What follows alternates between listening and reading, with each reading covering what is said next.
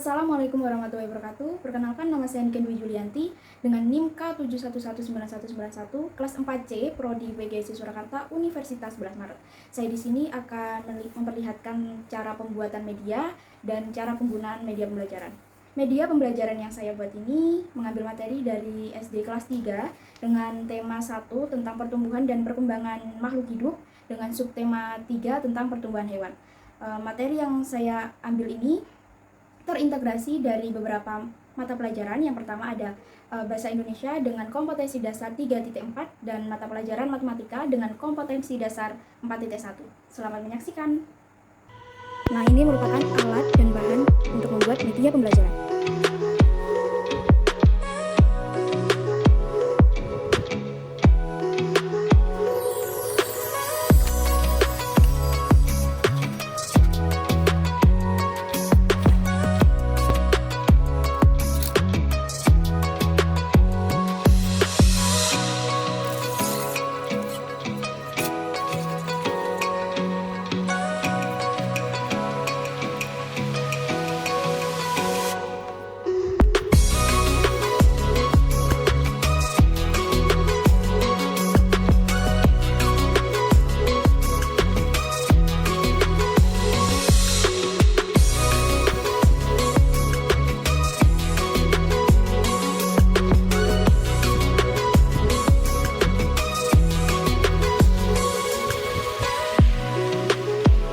Nah, media pembelajaran yang saya buat ini namanya yaitu media pembelajaran buku pintar.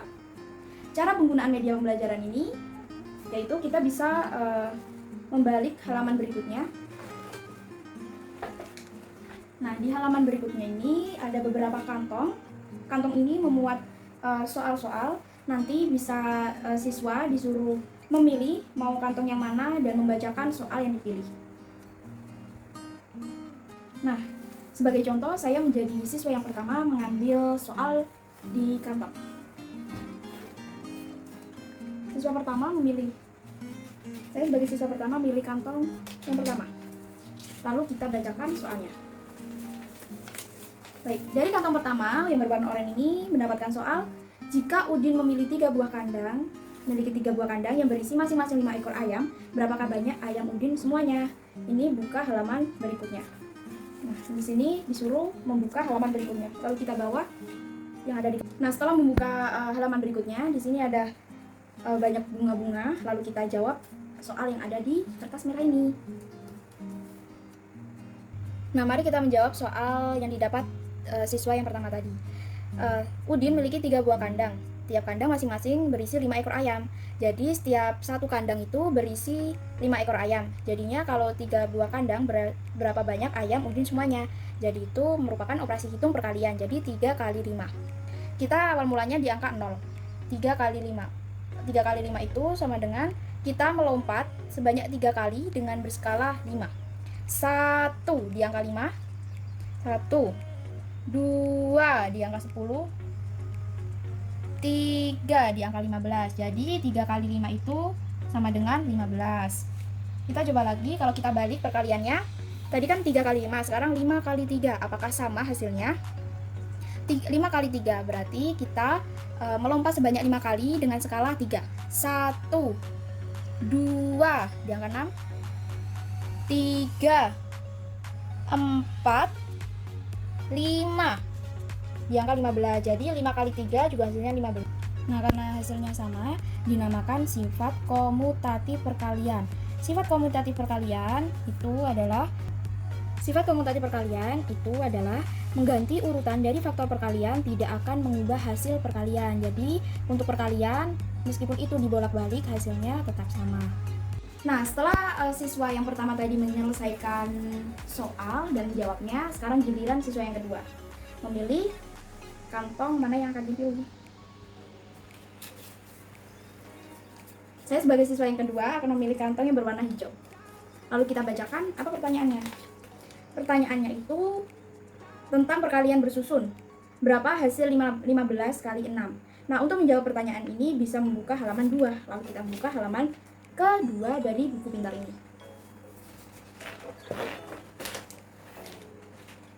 Nah, mari kita menjawab soal tadi tentang soal perkalian bersusun 15 kali 6. Nah, di buku pintar ini terdiri dari berbagai macam warna. Di sini ada kuning. Nanti kita kalau ada sisa bisa menggunakan kertas berwarna kuning ini. Nah, untuk mengalikannya di sini ada tulisan angka perkalian. Ini untuk angkanya nanti untuk diperkalikan. Dan di sini warna biru juga ada angka perkalian. Ini untuk nanti angka berapa yang akan dikalikan. Dan di sini ada warna pink, ini ada hasil perkalian. Karena perkaliannya 15 kali 6, jadi kita pada kertas warna merah ini kita ambil angka 1 dan 5. Nah, ini kan menjadi angka 15. Lalu kita taruh di kertas berwarna merah. Karena dikalikan dengan angka 6, lalu kita dari sini warna biru kita mengambil angka 6. Nah, angka 6 kita taruh. Lalu kita hitung perkaliannya. Di sini ada panah. Di sini ada panah dari atas ke bawah. Jadi kita terlebih dahulu mengalihkan yang sebelah kanan. 5 kali 6. 5 kali 6 itu ada 30. Nah, kita ambil di kertas warna pink ini 30. 3 sama 0, 30. Nah, karena ada 2 kertas hasilnya, lalu kita ambil yang belakangnya yaitu 0. Ambil belakangnya 0, kita taruh di hasil perkalian 0. Karena ada sisa 3, kita taruh di sisa ini kertas warna kuning ini, lalu kita menggantinya dengan kertas kuning. Kita ambil angka nomor 3. Nah, kita taruh. Setelah itu kita lihat lagi, di sini ada panah dari atas ke bawah, dari merah ke biru lagi. Jadi 1 kali 6. Karena 1 kali 6 itu hasilnya 6, lalu kita ambil kertas warna yang pink ini. Nah, hasilnya 6. Dan di atasnya kertas merah ini ada sisanya 3. Karena sisa di sini ada angka jumlah, jadi 3 ditambah 6. 3 ditambah 6 itu ada 9. Lalu kita cari kertas warna pink ini angka 9, lalu kita taruh di bawahnya merah. Jadinya 15 kali 6 itu ada 90. Sekarang selanjutnya giliran siswa nomor 3. Siswa nomor 3 bisa memilih soal-soal di kantong yang berwarna-warni ini. Saya sebagai siswa nomor 3 memilih kantong keempat yang warnanya hijau. Mari kita baca. Nah, di sini kita mendapatkan 2 kertas. Kita baca terlebih dahulu kertas yang berwarna. Di sini ada soal baca teks tentang perkembangbiakan hewan pada kertas putih, lalu buka halaman ke-7. Lalu kita buka halaman ke-7.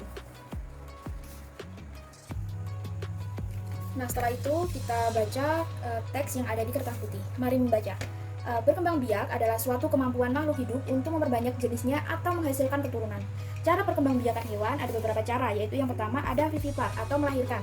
Ciri-cirinya memiliki daun telinga, mengalami masa mengandung, janin mengalami tumbuh kembang selama kehamilan. Hewan akan melahirkan ketika saatnya tiba dan memiliki kelenjar susu di hewan betina untuk menyusui anaknya. Selanjutnya ada ovipar atau bertelur. Ciri-cirinya dia tidak memiliki daun telinga, tidak memiliki kelenjar susu, dan tidak menyusui. Induk mengerami telur hingga menetas. Telur berada di luar tubuh induknya. Selanjutnya ada ovivipar, yaitu bertelur dan melahirkan. Ciri-cirinya, hewan ovivipar ini tidak memiliki ciri khas khusus, namun yang membedakannya adalah proses pembuahannya, yaitu bertelur kemudian menetas di dalam tubuh induknya, barulah dia melahirkan. Nah, kita baca pertanyaan lagi. Di sini masukkan gambar hewan yang ada di kantong berwarna pink ke kantong sesuai dengan cara perkembangbiakan hewannya, apakah itu vipar, ovipar, atau ovivivipar. Nah, kita ambil di kantong berwarna pink ini hewannya.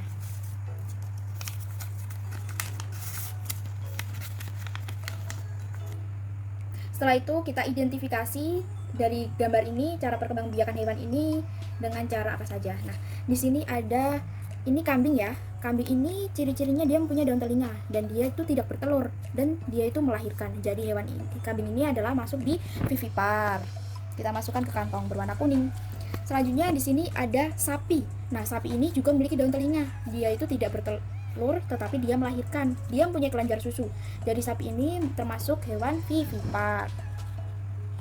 Selanjutnya di sini ada kucing. Kucing ini juga memiliki daun telinga dan dia juga memiliki kelenjar susu. Kucing ini juga tidak bertelur tetapi melahirkan. Berarti ini cara perkembangbiakannya dengan vivipar. Kita identifikasi lagi. Di sini ada ini namanya bebek ya. Nah, bebek ini dia itu tidak melahirkan, tidak mempunyai kelenjar susu, tetapi dia itu bertelur. Nah, di sini ada ovipar. Ovipar itu bertelur. Jadi bebek ini termasuk hewan ovipar. Kita masukkan ke kantong berwarna ungu. Selanjutnya kita identifikasi lagi. Nah, di sini ada gambar ayam. Ayam ini tidak mempunyai daun telinga. Dia juga tidak mempunyai kelenjar susu. Ayam ini juga tidak melahirkan, tetapi ayam ini dengan cara bertelur. Nah, ayam ini jadi hewan ovipar. Kita masukkan ke kantong berwarna ungu. Kita identifikasi lagi. Di sini ada seekor ular. Nah, ular ini tidak mempunyai kelenjar susu, tetapi kita coba lihat cara perkembangbiakannya. Ular ini juga bertelur, dia juga melahirkan. Jadi dia termasuk hewan ovivivipar cara perkembangbiakannya. Nah, selanjutnya giliran siswa nomor 4. Saya memilih kantong berwarna kuning. Lalu kita baca pertanyaannya. Bukalah halaman nomor 3 pada buku bintang. Lalu kita buka halaman nomor 3. Nah, setelah terbuka halaman nomor 3 ini, lalu kita baca lagi. Di sini soalnya tuliskan semua perubahan yang terjadi pada ayam sesuai dengan gambar. Nah, kita disuruh menuliskan perubahan yang terjadi pada ayam sesuai dengan gambar. Di sini ada kantong lagi, lalu kita ambil kantong di sini. Nah, di sini ada kertas. Oh, jawabannya disuruh menulis di sini, lalu kita kembalikan ke kantong ini, ke kantong berwarna kuning lagi. Nah, sekarang giliran siswa nomor 5 untuk memilih soal di kantong ini. Saya memilih soal di kantong berwarna ungu, lalu kita bacakan. Bukalah halaman buku pintar nomor 5. Lalu kita buka buku pintar ini nomor 5. Nah, di sini terdapat kantong berwarna ungu dan ada kertas berwarna putih. Lalu kita baca. Nah, di sini ada bacaan. Bacalah teks berikut dengan sesama. Daur hidup katak. Sebagai hewan mengalami daur hidup dengan bermetamorfosis. Katak berkembang biak dengan bertelur. Daur hidup katak dimulai dari telur. Telur katak biasanya berada di air. Telur menetas menjadi kecebong atau berudu. Pada kecebong atau berudu akan tumbuh sepasang kaki depan atau dinamakan berudu 2 kaki. Selanjutnya akan tumbuh 4 pasang kaki atau berudu 4 kaki. Kata berekor lalu tumbuh menjadi kata muda. Akhirnya ekor kata menghilang. Kata bunda menjadi kata dewasa yang tidak mempunyai ekor. Nah, kita baca lagi pertanyaannya di sini. Adakah kosakata yang ditemukan dalam bacaan tersebut? Sebutkan kosakatanya. Nah, kita perhatikan kosakata. Kosakata apa sih yang dinamakan kosakata itu? Kosakata adalah perbendaharaan kata atau kumpulan kata yang merupakan bagian dari bahasa tertentu dan digunakan untuk menyusun kalimat. Nah, di bacaan tadi kita mencari di sini ada kata metamorfosis. Metamorfosis itu adalah suatu proses penyempurnaan organ tubuh, contohnya katak yang awalnya telur menjadi berudu dan tumbuh secara perlahan, tumbuh kaki dan organ lainnya itu metamorfosis. Dan kita cari lagi di sini ada berkembang biak. Berkembang biak itu kosakata yang artinya merupakan proses atau kegiatan memperbanyak keturunan atau mempertahankan spesiesnya atau jenisnya. Itu merupakan cara penggunaan dari media buku pintar ini. Nanti guru bisa mengkreasikan media pembelajaran buku pintar ini menambah soal-soal, lalu bisa ditaruh di setiap kantong soal. Nah, fungsi dari media pembelajaran ini, buku pintar ini dapat membantu guru dalam menjelaskan atau menerangkan tentang pertumbuhan hewan, materi pertumbuhan hewan. Jadi buku pintar ini juga membuat siswa menjadi lebih senang dalam proses pembelajaran karena media ini merupakan media permainan. Jadi siswa menjadi tidak bosan dalam mengikuti mata pelajaran. Sekian dari saya. Terima kasih. Wassalamualaikum warahmatullahi wabarakatuh.